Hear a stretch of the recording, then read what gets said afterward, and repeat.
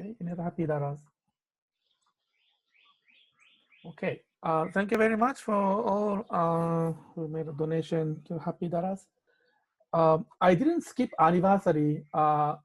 Actually, there was no one who get a wedding anniversary, club anniversary, or birthday during the past week. Okay, so it's already 6 minutes to 8. So I think our meeting will be a little bit extended. If you need, please leave. But now is the time for our vocational program. I will turn my microphone to Lorraine, our program chair. Okay. Go ahead. Today, it is my pleasure to introduce Dani Riggs. He was the clinical director for Child and Family Services, and I have this little bio that I can give. But basically, I want to say he's one of my peeps. I've known him maybe for 7 or 8 years now. He keeps telling me he's going to retire, but he keeps showing up at all these meetings. So I don't trust him when he says I'm retiring, but I do know that he's transitioning to new parts of his life. One of the things that he does is he has been a trainer for some of my staff, and he also has spoken at conferences. And I have asked him today to talk about the effects of isolation during and shelter in place with COVID-19. So Dani, the floor is yours. Thanks, Lorraine.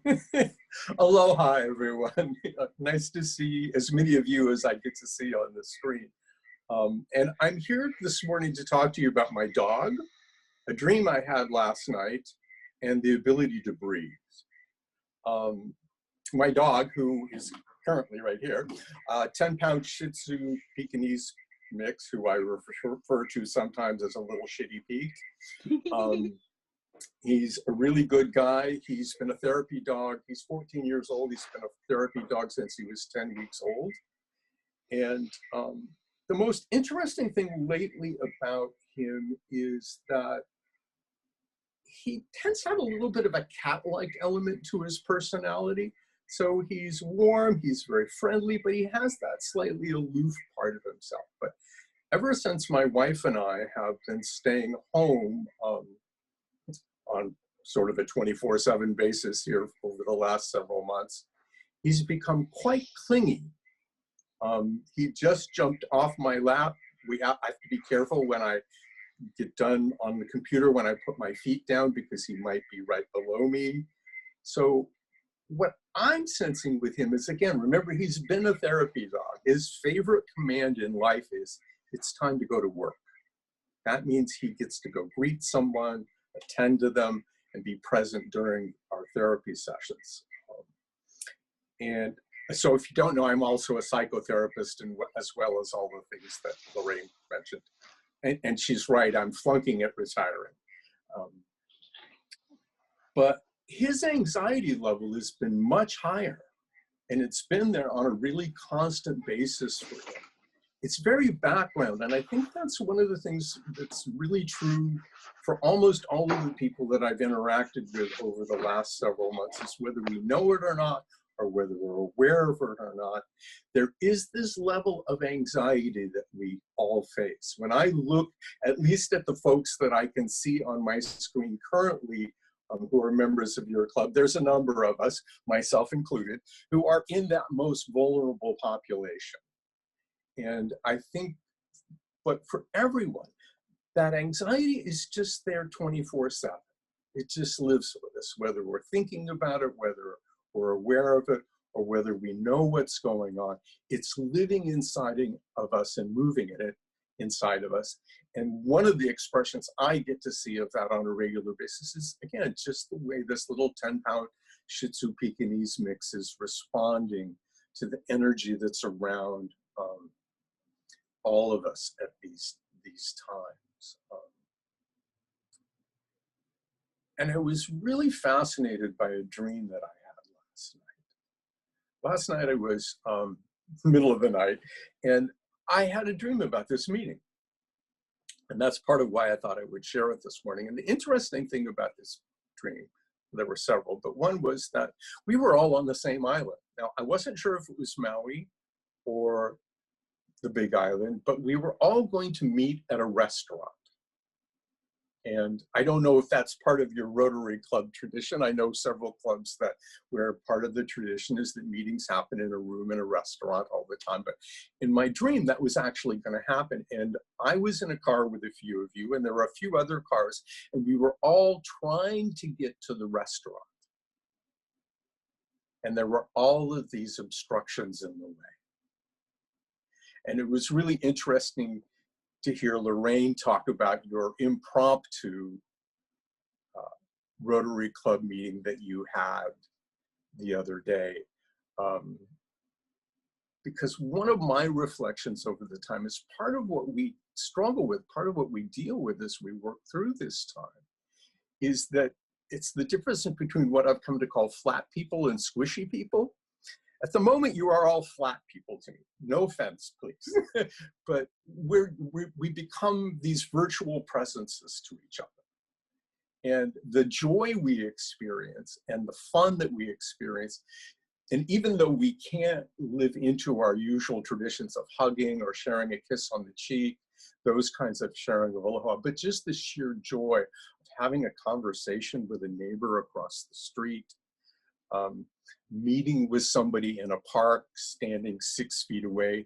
For me, as a stand-up paddle surfer, just being out on the break and seeing some of my break buddies.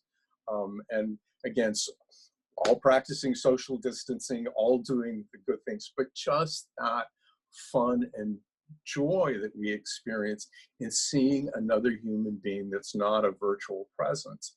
And for these last 2.5 months, 3 months now, really for most of us, the reality has been that we live with these people who are flat and on the screen, and that's all of the level of interaction that we get.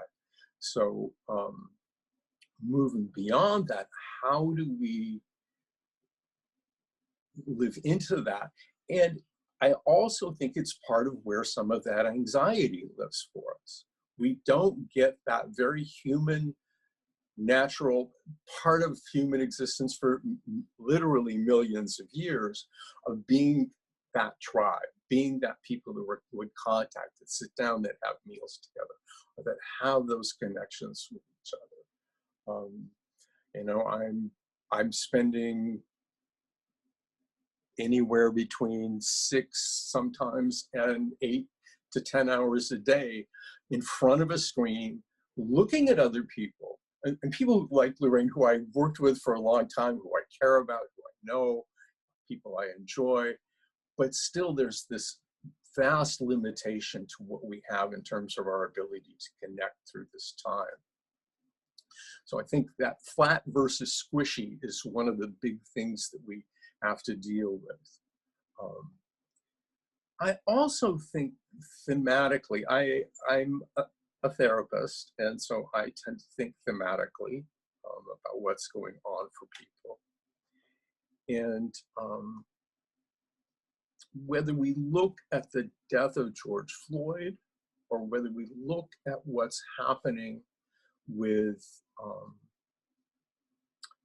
the literal impact of COVID-19, the question that comes up through all of that is the ability to breathe. You know, if you get COVID-19, it takes away your ability to breathe. With what happened for George Floyd, his ability to breathe was taken away.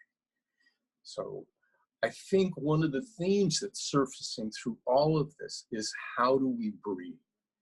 And I know what, I don't know a lot about Rotary, but I know a little bit about it. And I know you were an organization that is devoted to giving.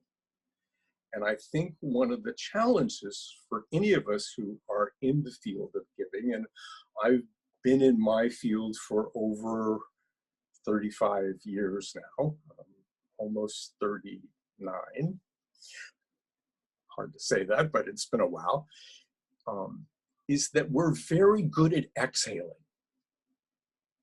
I just got through hearing you all exhale, you know, about these are the happy dollars that we have. Here's a going out. Your basic function as a club and probably your orientation as people, because this is a club that you belong to, is that you're very good at letting energy go this way, go outward from you.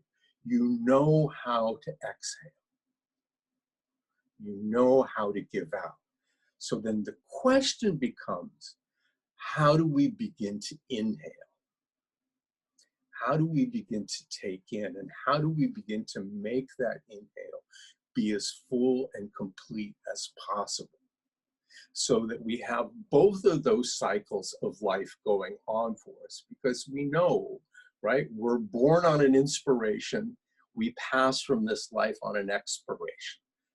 And the course of our life in between is defined by continuing to inhale and exhale. There's even a bad old joke: if you want to know how to live to be 100, every day for 100 years, take 10 big deep breaths, and you'll live to be 100. Of course, you have to do that every day for 100 years, so in order to get there. So I think part of what I want to talk about for you today, in part, is how do we then begin to approach dealing with the level of anxiety that we have, the level of working back and forth between flat people and squishy people. And my preference is definitely for the squishy form of us. And then also, how is it then that we begin to breathe? How is it that we begin to inhale and exhale, so that we're making sure that we have a balance in our lives? One of the things that I know is true for us is we can draw water from a well faster than it flows into a well for only so long. At some point then, our bucket starts hitting the rocks at the bottom of the well, and we have to allow that well to replenish. So in some ways, so my question for each of you, and each of you in an organization that is based upon giving, and I know at least one of you, Lorraine, who has a job that is based upon giving, how is it in your lives that you are taking time to make sure that you adequately inhale? Now, for me, I am a very body-oriented, physical person. Part of that piece of paper that Lorraine has that she didn't read is that I'm a stand-up paddle surfer, I'm a Tai Chi teacher, I do strength training, I do Pilates, I practice a little yoga, not so much of that, but so much of my life is built around how is it that I take care of myself in order to be able to do this work, using my body as the vehicle for taking care of myself. If we don't move it, we lose it, okay? So I want to do something that's probably a little unusual for you in these meetings. I hope it's a little unusual anyway. And you're about to have what I like to refer to as the Zoom meeting mullet experience, which is you are going to see that I'm in my work on the top and my party on the bottom outfit. So, and I suspect a lot of us work that way these days with all of the Zoom meetings and all of the internet stuff that's going on. But what I would like to ask you to do, and if you're not able to do this, just do it from your chair, or do it using a chair to help you. So if I'm going to step back, and what I'm going to do is, for a moment, I am going to teach you the very first Tai Chi lesson I ever learned. So I started practicing Tai Chi 38 years ago. And my very first lesson came from my teacher, Sifu Fang Ha, his assistant, with the very Chinese name of Irv Rothstein, taught me this little exercise. And so I would like to teach it to you. And it's called Move Like a Cat. And so if you can, stand. If you need to step so that you have a chair to help you balance, please feel free to do that. That's a perfectly wonderful way to do this exercise. Remember too that I have only been doing this exercise for about 38 years. So It's fairly simple, but you're going to stand with your feet kind of parallel and about shoulders width apart. First thing I want you to do is I want you to take the best inhale you can take, but I want you to do that. Remember, you're a giving club. So what I want you to do is make the best exhale you can possibly make first, okay? So you're going to breathe out every bit of air you can find in your lungs. Find that next little drop, let it out, and then take a nice big inhale so that you're filling your lungs, you're filling your belly, you're filling your ribs, everything gets filled up, and you're allowing yourself to take in and then let it out. And now what we're going to do is we're going to shift our weight from one foot to the other. Now, part of the trick is, while you move, you have to keep breathing, okay? And find your center and balance on one side. Find it, look for it, where is it? And then shift over to the other side and breathe and relax. Breathe and relax. Everybody's still breathing?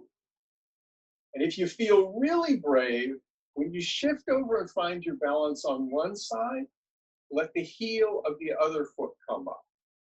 And shift over and let the heel come up. And search for that place where it all aligns and it all balances.